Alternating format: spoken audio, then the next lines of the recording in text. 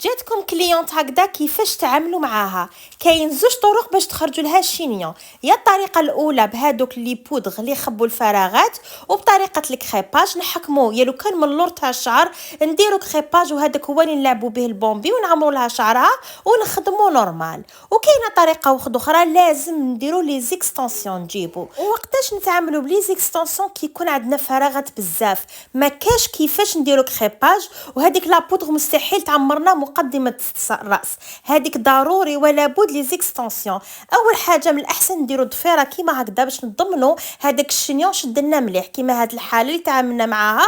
درنا ضفيره كيما هكذا وخيطنا ليكستنسيون مع هذيك الضفيره باش نضمنوا الشنيون تاعها يكون لازم. اي حاله كيما هكا ضروري لي زيكستنسيون. عن بالي حتقولوا لي حرام، لعن الله الواصله والمستوصله. المهم انا نعطي لكم معلومات وانتم دبروا راسكم. كيما الحاله هذه لو تشوفوا المقدمه تاع الراس قوي بزاف ويبان البومبي تاعها شباب. علاش؟ بالضفيره هذيك ونخيطوا لي زيكستنسيون معاها نطلعوا نخدموا البومبي. نشوفوا الحاله تاعها كيفاش جاتنا من قبل والحاله تاعها بعد، مالغري مسكينه صغيره في العمر.